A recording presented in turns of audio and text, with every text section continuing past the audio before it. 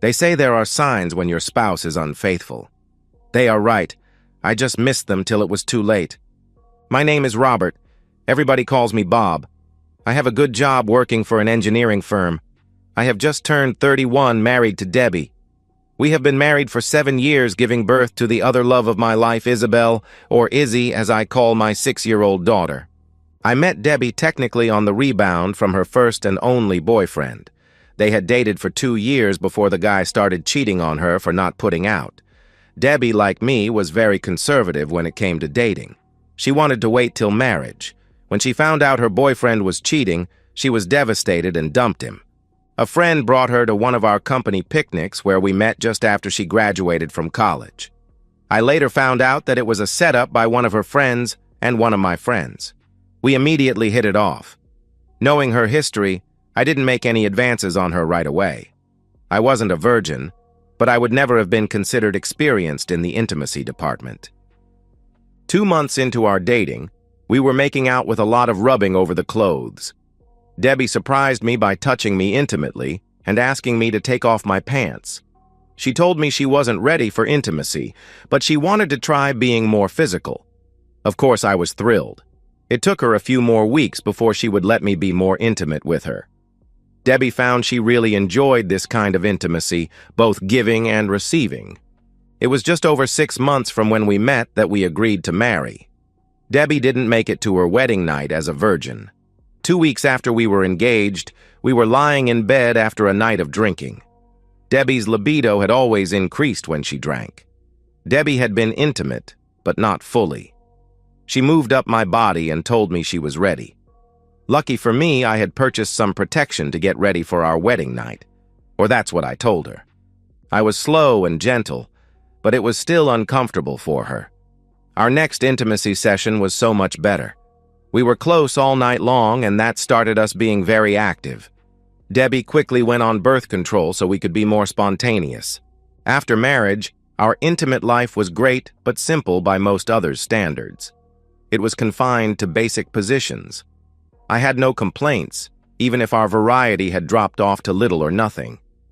We decided to have a child early on. After Izzy was born, I thought we had the perfect marriage. My career had taken off, and Debbie seemed to enjoy being a mom and a part-time teacher. Like all good things, it couldn't last.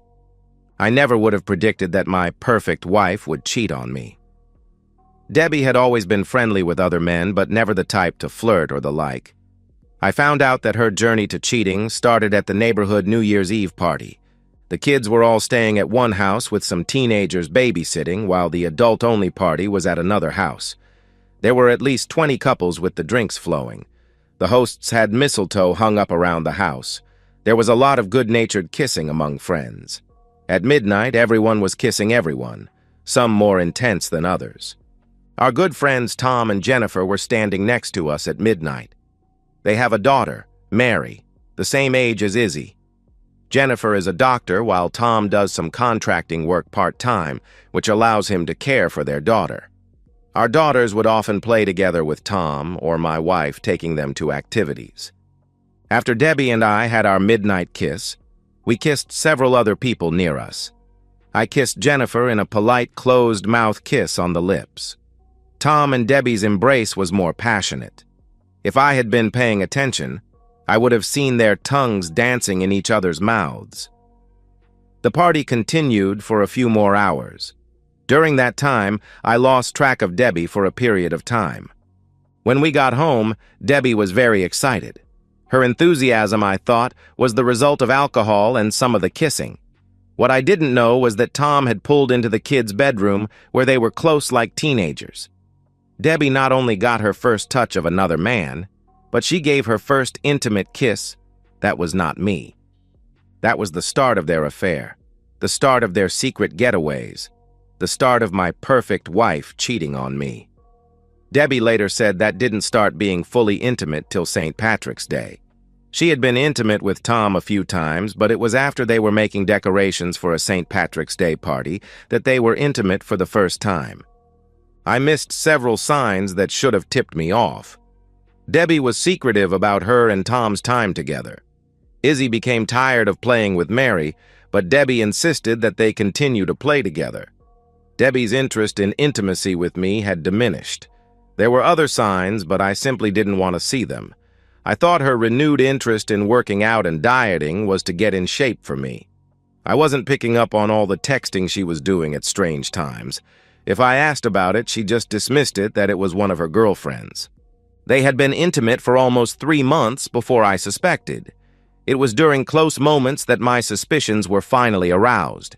We had been at a function at my firm, and Debbie had a lot to drink. One thing about Debbie: when she drinks, she becomes very passionate. She was incredibly passionate when we hit the bed. In our time together, we had never been intimate in certain ways. I had asked her several times when we were first married to try different positions, but she thought it was improper. Debbie got up on her hands and knees, telling me to join her.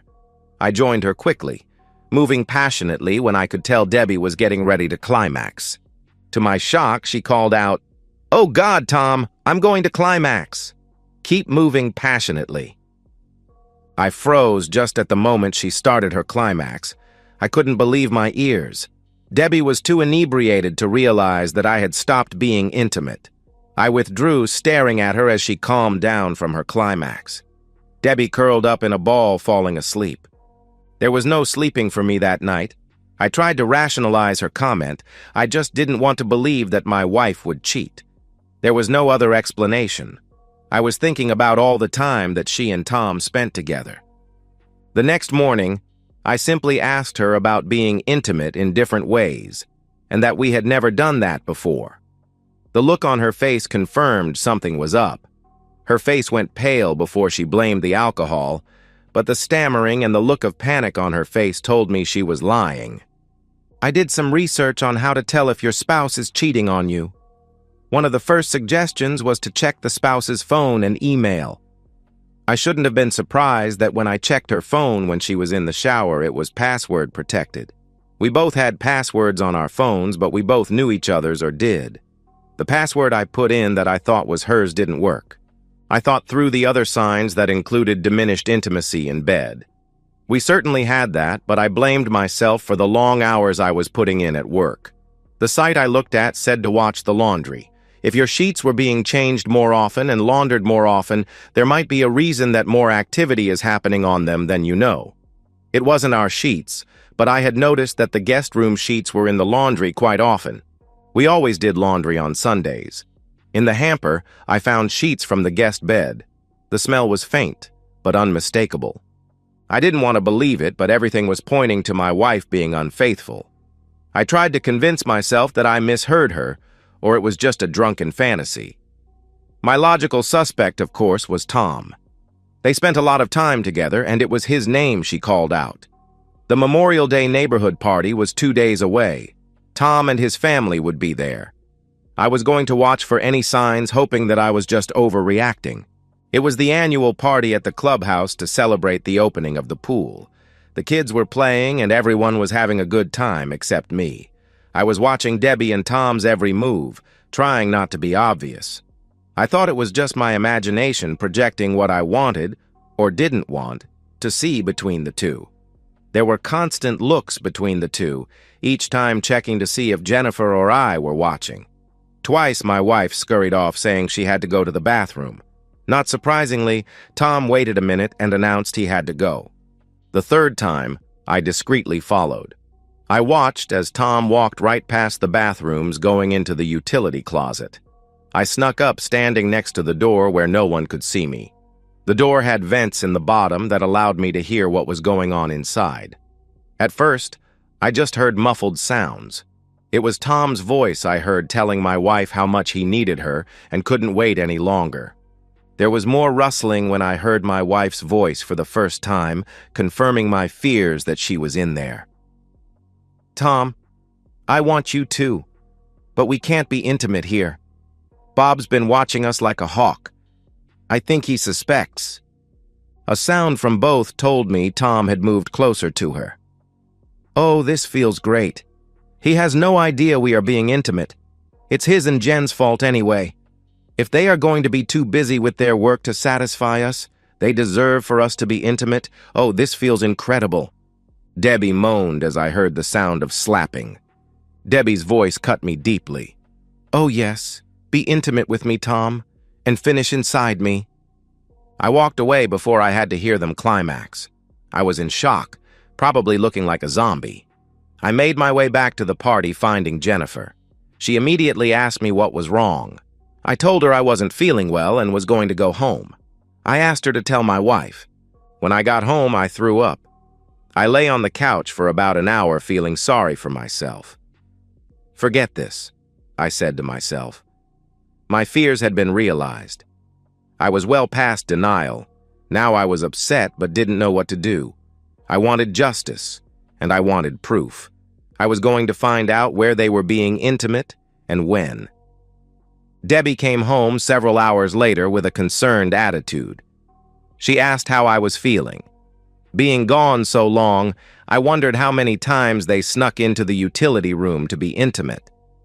I wanted to ask her how she was feeling, but I held my tongue. I wanted justice. The good thing about being an engineer is knowing smart technical people. I knew a nice thing about smartphones was that you can't hide their location unless you turn them off. One of my techs told me that it wasn't hard as the owner of the service to access the GPS data of the phone. With his help, we did just that. There was nothing out of the ordinary. There were plenty of trips to Tom and Jennifer's home, but not as many as I would have expected. I guessed that most of the intimacy was happening in our house. If that was true, it would give me an advantage. The imperative was to catch them in the act and record them. I need intelligence. One of my techs told me about an app that would hack her phone to mirror her texts to my phone. When I told him I doubted I could get access to her phone, he said I didn't have to. All I had to do was send her an email with the embedded program. The tech grabbed my phone and had it programmed in minutes. All you have to do is hit send, and when she opens the email, you will have everything she is texting. Without hesitation, I hit send. Next, I had to figure out a way to record them in the act. My tech laughed at me. "That's easy. You have a security system with cameras that you can access from your phone that record already, right?" "Yeah, but all the cameras are outside." "We can add wireless cameras that also record sound anywhere and everywhere we want. We can go to lunch and pick them up. I'll need an hour to install them."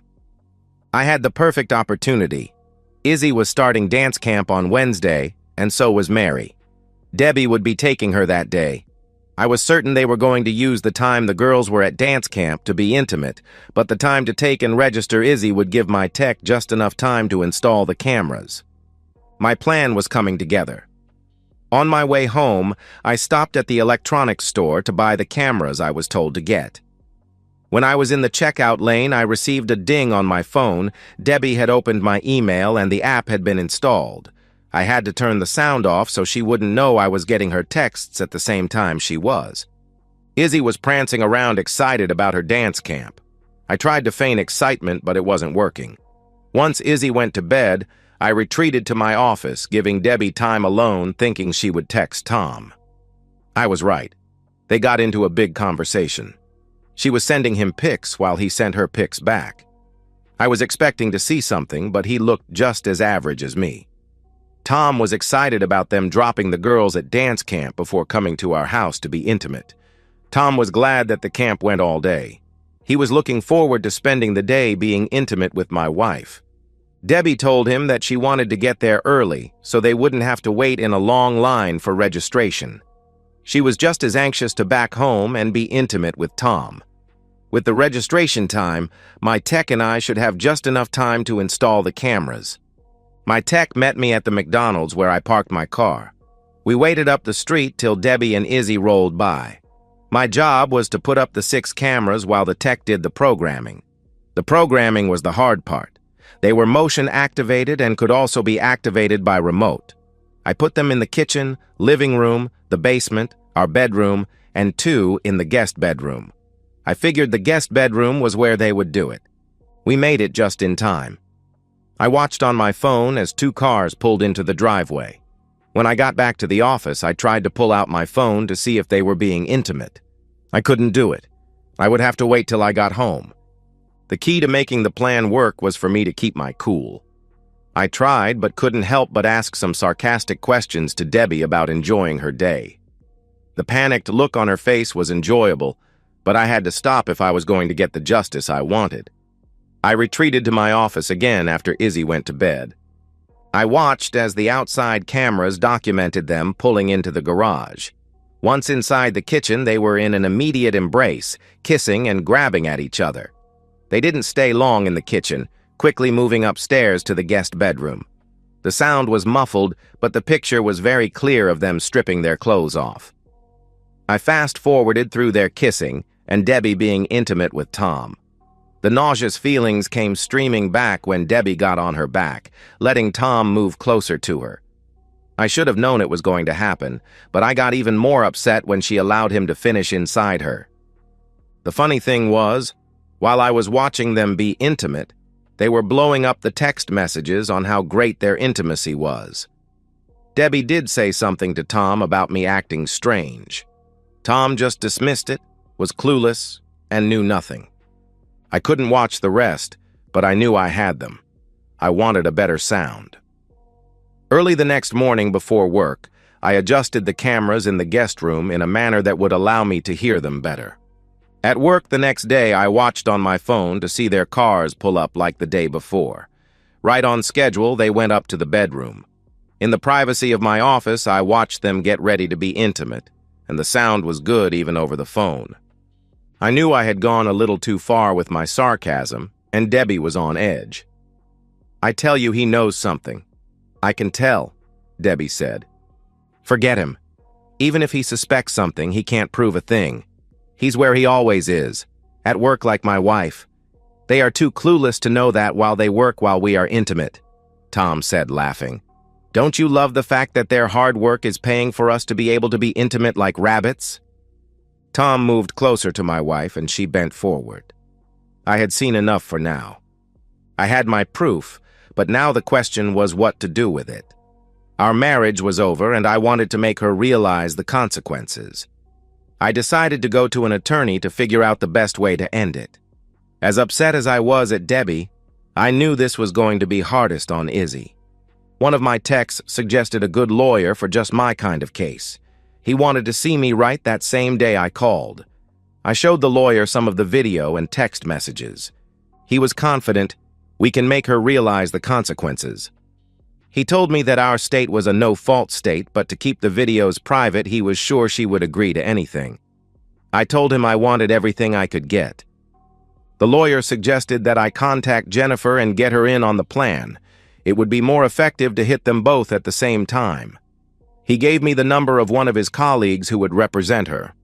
I called Jennifer's office and was directed to her receptionist. I left a message for Dr. Miller to call me as soon as possible.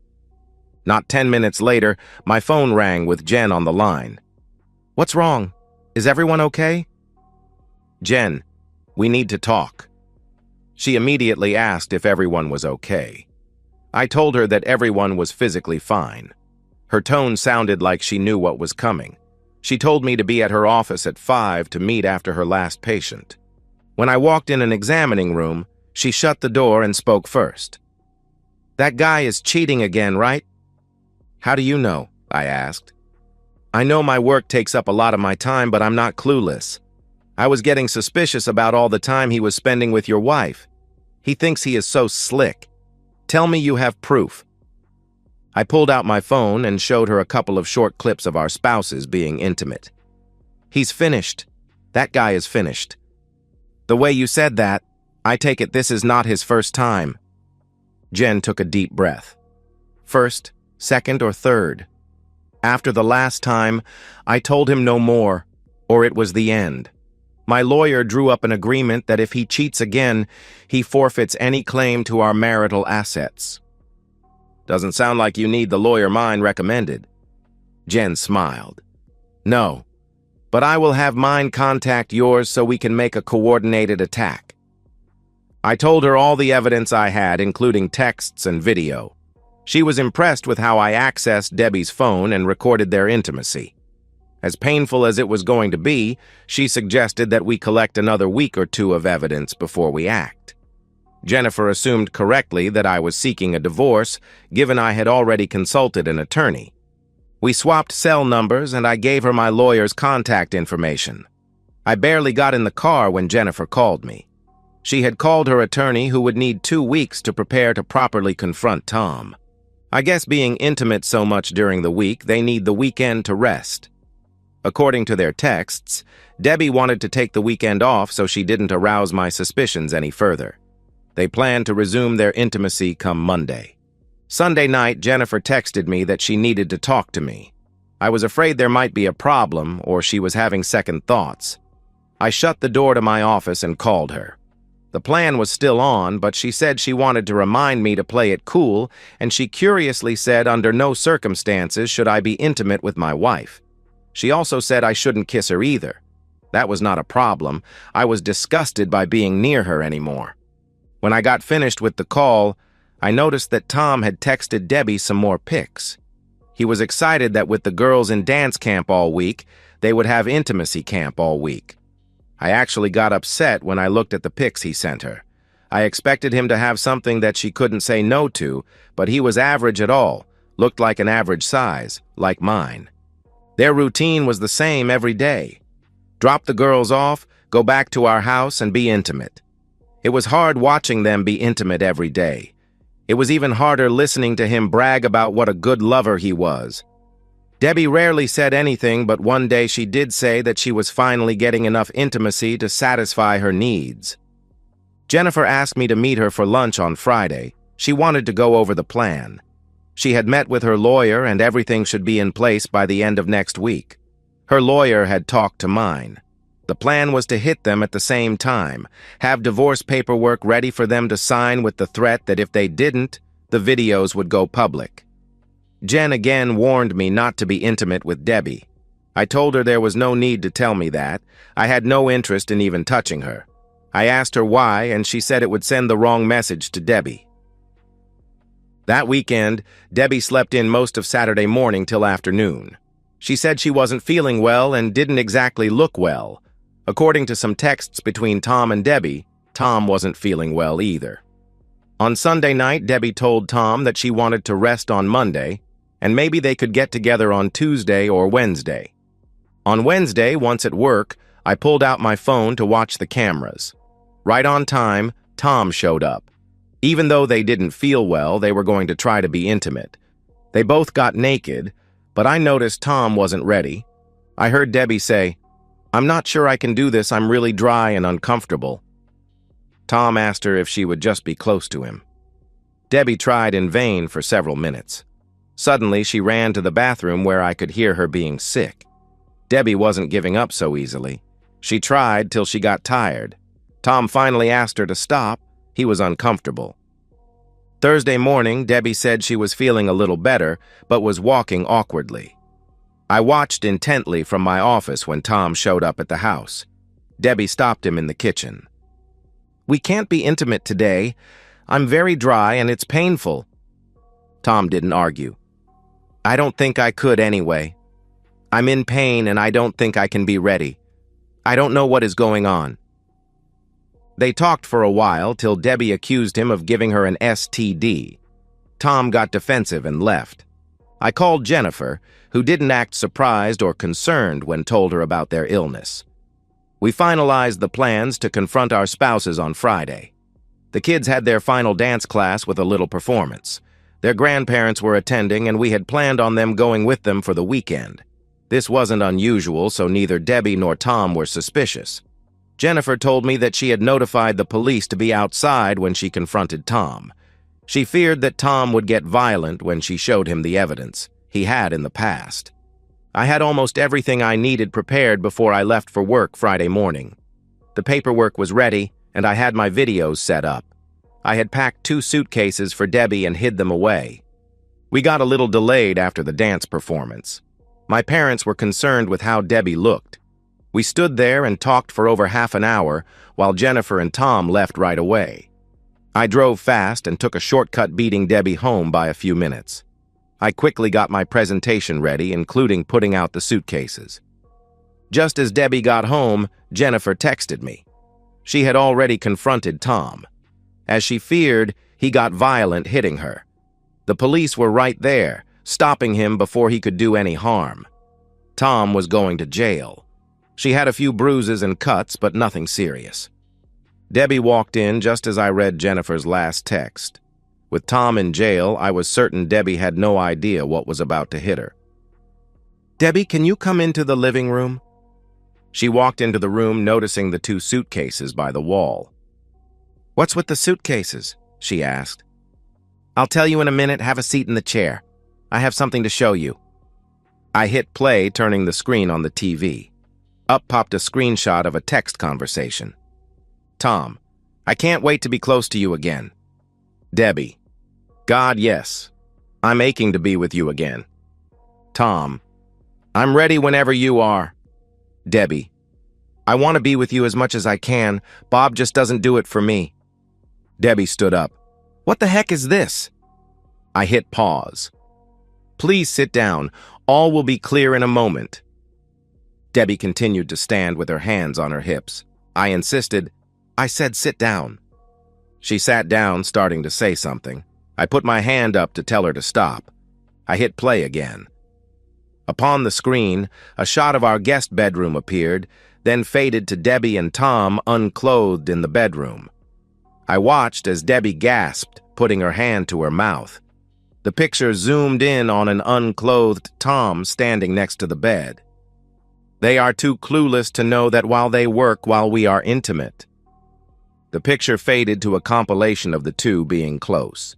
Debbie was crying, telling me to stop the TV. I hit pause. What does my loving wife have to say? Tears were flowing down her cheeks. "I'm sorry. It was a one-time thing. You have to believe me. It meant nothing to me." In a very calm voice is said, "Don't lie to me. It will only make it worse, if that is possible." I hit play and forwarded the video to the next chapter. Another text conversation came on the screen. Tom, "That closeness you gave me and the New Year's Eve party was great." Debbie, "The intimacy we've had since then has been the best I've ever had." Tom, "I'll be with you whenever you want it." Debbie, "I want to be with you as much as I can. Bob just doesn't do it for me." Debbie stood up again. "You accessed my phone? That's illegal." She got her phone out. "Sit down and forget it. If you are thinking of calling or texting your lover, don't bother. Jennifer has already shown him the proof that we were too clueless to have. He flipped out and attacked Jennifer and is now sitting in jail. I don't know if you know, but you weren't his first, second, or third affair. He's lost everything, and by the way, so have you." Debbie went back to sobbing and pleading with me that she was sorry. She kept asking what she could do to make it up to me. "Let's start with the suitcases you asked about. They are for you. I packed some clothes and things. You are to get out. I don't care where you go." I picked up the packet the lawyer prepared. "This is the divorce agreement that you will sign. You will get 30% of our assets excluding the house. You will get reasonable visitation and will not have to pay child support. That visitation, of course, will have to be supervised." "What? Who the heck do you think you are, and why would I sign such a thing?" "First, I'm the husband of someone who has been being intimate with the sleazy neighbor for the last 6 months. Second, if you don't sign, we will have a very public trial where the hours of you and Tom being intimate will be broadcast. Finally, I would hate for these videos to go public. I guess you could be the next big scandal." "What about Izzy?" she cried. "I don't know. How do you want to tell her that her mother did things that made her have to leave our home and our family?" Debbie curled up in a ball, wailing. Finally, she calmed down enough to read the paperwork. "I'm not signing this." "Fair enough." I skipped to another section of the video. Debbie was on her hands and knees with Tom behind her. "Who would like me to send the first video to, your parents or your principal? You will be in just as much trouble for sending that out." "Oh, Debbie, don't know who you're married to? Or should I say about to be formally married to? I'm an engineer. They will come from an untraceable account." Debbie argued for a few more minutes till I threatened to hit send. She finally agreed. I had worn her down. She asked if she could go and get some personal items, to which I agreed. 5 minutes later, she was driving away in her car. The divorce agreement was signed. On Sunday, a car pulled into the driveway. It was Debbie's father, Mr. Anderson. He came storming up to the house shouting that I had kicked his daughter out and he was not going to allow it. He said that his daughter had told him about the phony divorce agreement I made her sign. He was going to get it disallowed. I told him to shut the hell up and come into the house. Debbie had not told him the real story. When I told him that his daughter was a cheating woman, he threatened to kick my back. I played the video for him and he shut up real quick. At first, he tried to claim the video had been doctored, but I told him I had hours if he wanted to see. His attitude changed once he saw the huge amount of evidence I had on his sweet daughter. He finally agreed that my proposal was fair to keep the videos from going public. I thought he was more thinking of the shame that would come down on him rather than his daughter. His only request was that he and his wife remain part of Izzy's life. To that, I agreed. Once the paperwork was filed, I allowed Debbie's dad to collect the rest of her things. Tom went to jail for a few months, then disappeared. Telling Izzy was the hardest thing I ever did. She was too young to understand what her mother had done. I told her that Mommy and Daddy weren't together anymore. I didn't blame her, but she seemed to believe that it was her mother's fault. Izzy didn't see her mother for 6 months. Her parents told me that she could face her, but later I found out that Debbie had been in the hospital. Somehow, she had contracted an incurable STD. I suspected the good doctor Jennifer got her ultimate revenge on Tom and thereby punished my ex-wife for the same stroke. The doctors were able to get the rash under control, but it was highly contagious and not curable. Debbie was told that sex for her was out of the question until and if a cure was ever found. Once I learned of the diagnosis, I petitioned the court to prohibit Debbie from having any physical contact with her daughter. The court granted my modification of her visitation. 6 months later, Debbie's mother called. "I hope you're happy. Debbie took a bunch of pills and now she is gone. This is all your fault." "No, Mrs. Anderson, I'm not happy. I wasn't happy the day I found out your daughter was cheating on me. I wasn't happy when I had to tell your granddaughter that her mother had done things that made her have to leave our home and our family. I wasn't happy when I had to tell her that her mother had contracted a disease that would prevent her from physical contact with her mother. So, no, Mrs. Anderson, I'm not happy that I'm going to have to tell my daughter that her mother made such a complete mess of her life that she killed herself. I will not take the blame for your daughter's complete lack of morals. Mrs. Anderson, please just bug off." I didn't see Jennifer after Debbie's funeral. She and Mary moved away. Before she left, I asked her if she knew anything about the STD that both Tom and Debbie had contracted. She looked me in the eyes. "That's a question you don't want to ask."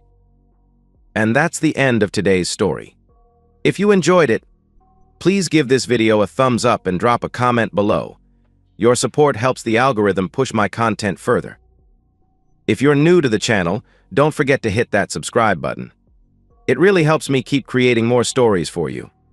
Thanks for watching, and I'll see you in the next one. I thought that my wife Helene and I had a better marriage than many other couples we knew. No cheating, no arguing, which were common among several others in our neighborhood, in one of the best areas just outside a Scandinavian county capital. We were in our mid-30s and had 2 kids. Helene worked full-time at an insurance company, but had got so much overtime in the last weeks that she had almost full-time. I worked as a construction engineer. Helen was still in good shape, and as she usually was well-dressed and kept her hair well done, she looked much younger than her 34, and as she was an easygoing character, she was popular both at the job and among her friends.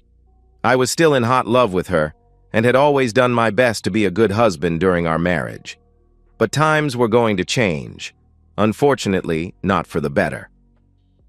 During the last 5 weeks after Helene came back from a conference, our love life had been falling down to its lowest level since we met 10 years ago.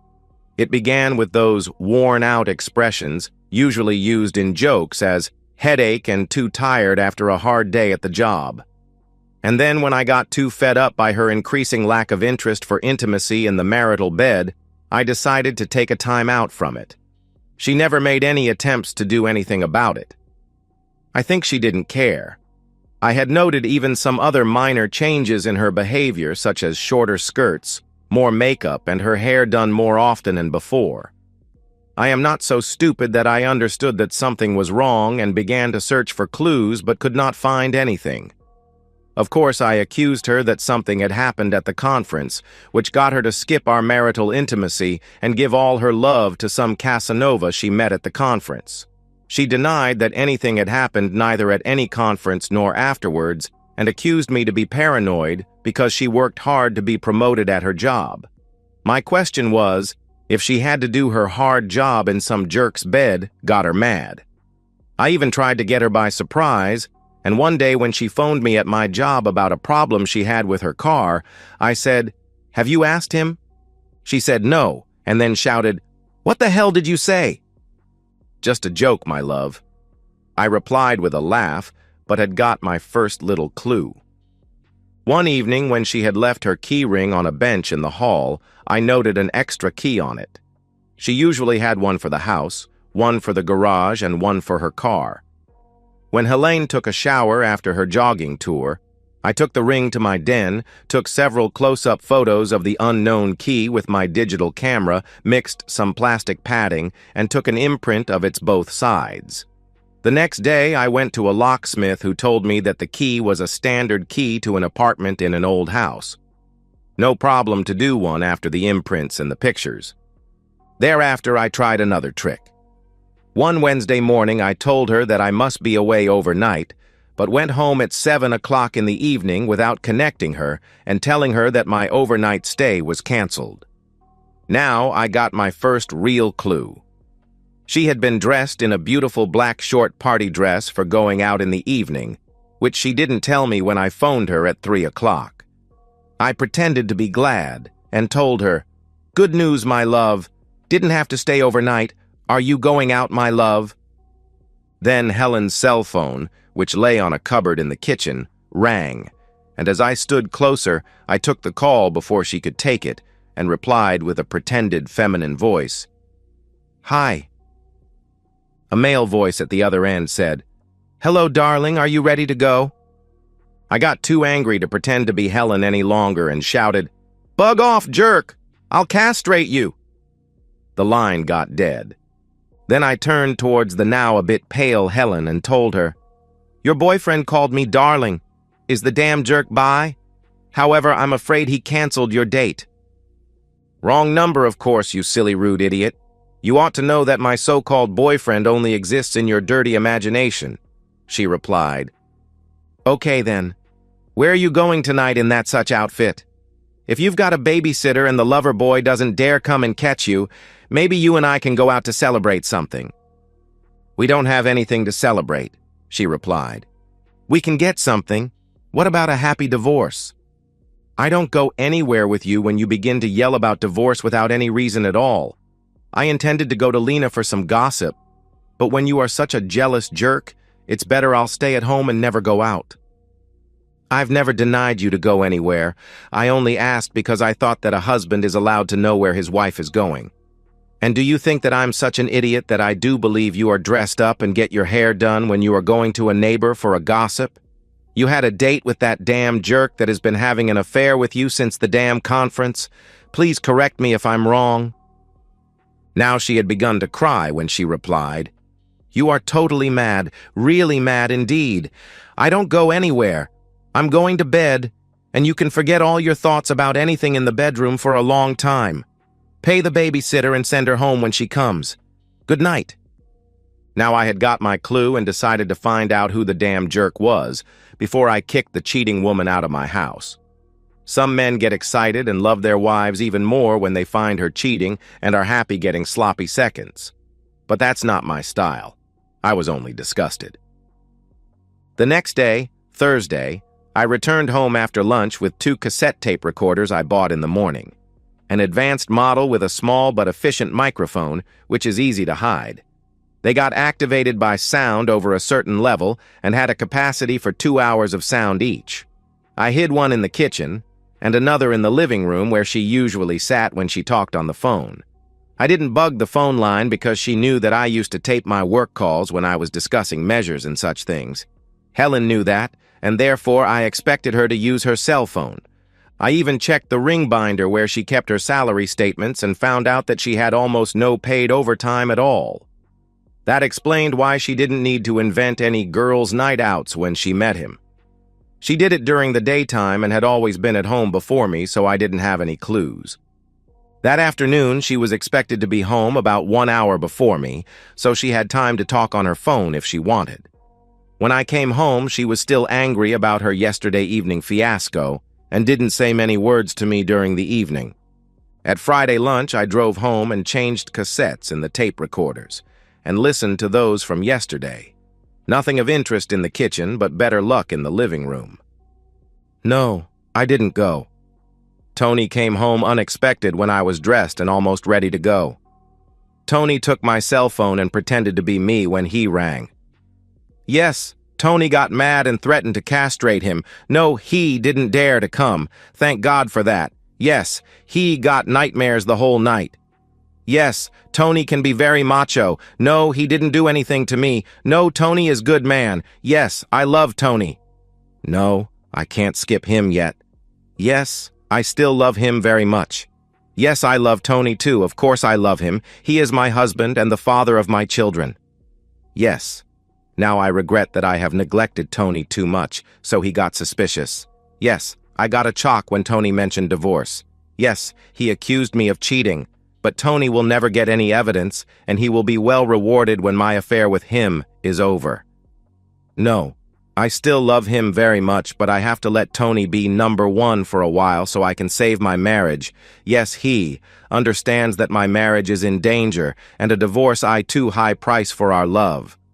Yes, he agreed to let Tony by number one for a while. Isn't that kind of him? Yes. I regret that the conference intimacy got so far. I ought to have been satisfied with the usual one night. Yes, Tony and I are invited at home to the managing director for dinner at Saturday evening. I think I'll get promoted. And then some crap about clothes and gossip about one of their friends who have got some problems with her cheating husband. What nonsense. Tony will get his share later, and he is my husband. Her lover allowed me to be my wife's number one for a while. And her usual one night was a confession of earlier cheatings. Yes, I'm still her humiliated husband, but only until I find out who in the hell her lover boy is. She did never say his name, which had been of great advantage for me. I phoned her on Friday after work and told her that the boys wanted me to join them for a beer and I would be home soon. I knew that Helen got angry because Friday evening used to be our family evening when we always did something extra together with the children. I didn't care. I left my car at the job and together with two fellows, we went to a place which had a reputation as a single bar where I met Linda. She was rather nice and in her early 40s, married to a bus driver who was away on a 4-day tour to Poland with a soccer team. Linda was honest and told me that the reason why we met in that bar was because her husband had lost his interest in intimacy. I replied that she had met the right guy because my wife had done the same thing to me. Her 2 teenage daughters were visiting a cousin, so we left early for her place. She had a nice home and we sipped on a whiskey and listened to romantic music for a while when I slowly let my hand find its way under the hem of her skirt. She regarded it as the signal for the necking to begin and began to kiss me with an amazing intensity. Linda and I decided to have a quick date on Saturday afternoon. Helene pretended to sleep when I came home at 2:30 in the morning and, to my great surprise, she didn't say anything at breakfast either. I guess that she didn't want to spoil her great day by arguing with me. Helene had no objections when I told her after lunch that I had to catch my car and do some errands at my office. I met Linda in town and took her to my office where we had a good time at my desk. We agreed to see each other as often as possible. I was even more surprised when Helene tried to seduce me when we were dressing for dinner, which I rejected by, "I won't be number 2, sloppy seconds aren't good enough for me." I saw tears in Helene's eyes. I think she understood that her cheating had been too obvious to be accepted by me. At 6:30 in the evening, we rang the doorbell at the mansion of her managing director, Mr. Jensen, and his wife. After the usual welcome drink and some small talk, we were seated at the dinner table. Mr. Jensen had Helen to dinner lady, and I had Mrs. Jensen. There were even 3 other couples, a bald-headed man in his late 50s with a pretty wife in her mid-40s, a skinny short man, even in his 50s, with a wife of the same age, and a good-looking blonde man in his mid-40s. The blonde fellow had a very handsome wife, not over 40. They were probably some kind of semi-bosses at the insurance company. I observed them carefully to see if Helene paid any extra attention to any of them. She didn't. However, Helen had succeeded in making her very beautiful for that evening and was the belle of the party. Mrs. Jensen and I had a pleasant small talk about several things, and when we were finished with the starter, she suddenly said so everyone at the table could hear it, "Mr. Erickson, you must be a lucky man who's got such a pretty wife." I replied with a slightly increased voice, "I regret to say that I can't agree to that." Now I noted that everybody at the table had their attention on us when she asked, "Why not?" "Because she is a cheating woman." "How can you sit here and say such rude remarks about your pretty wife?" "She isn't any pretty wife. She is having an affair with some damn jerk behind my back." Now Helene got mad and reacted by shouting, "Shut up, idiot!" and throwing her half-filled glass of red wine against me. She missed me but hit Mrs. Jensen, who got mad and shouted, "I think your husband is right." Mr. Jensen asked Helene and me to leave their home as soon as possible. She could forget all her thoughts about promotion. Helen was swearing and cursing me the whole way home and didn't say a word to me during the Sunday. I understood that the final countdown for Helene's and my marriage had begun, and that she probably wanted her lover to comfort her already during the Monday after her terrible weekend, and after what crap she got at the job from her bosses for my behavior at the dinner. Therefore, I connected with my old acquaintance Ola, who used to be unemployed and free to do special missions if the payment got his interest. He had done some successful missions for my job now and then. He agreed to my suggestions, and I hired him to watch for Helene's car at her office parking and follow her when she left.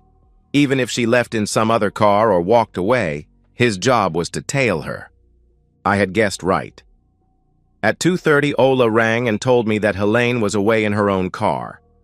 10 minutes later, I got information where she had parked and went into an apartment house, and I was on my way. During the time it took for me to drive there, Ola had knocked on doors in the house and pretended to collect money for the Red Cross. He had found the insurance company's name on a door to a small apartment where she was together with a man. I had made my preparations and had the spare keys to Helene's car and locked her steering wheel with a steel bar lock. Then I went into the house where Ola met me. During his visit to the apartment, he had left them a Red Cross saving box with a built-in microphone and radio sender. On Ola's radio, we could hear that he did his best to comfort her. She was sorry that her husband had found out about their affair, and now she was afraid of losing him. Then after a while, when we heard them begin doing the deed, I went in. I put my key in the apartment door lock, and to my great satisfaction, I could open it. Ola didn't want to be involved or able to witness anything, so he remained out. I made a rush into the bedroom and found the blonde guy who had been one of the guests at Helene's boss's Saturday evening dinner with Helene in my bed. I reached them before they made any attempts to rise up and hit him very hard in the face. A strange sound told me that his jaw joint had broken. He passed out and fell over the now shocked and crying Helene. I told her only, "Get that jerk to hospital." They were both stark naked and their clothes lay in a pile on the floor. I took the pile and went out. The whole operation had taken less than 30 seconds. Back at my car, I searched his clothes, found his valet, got his address, and went there.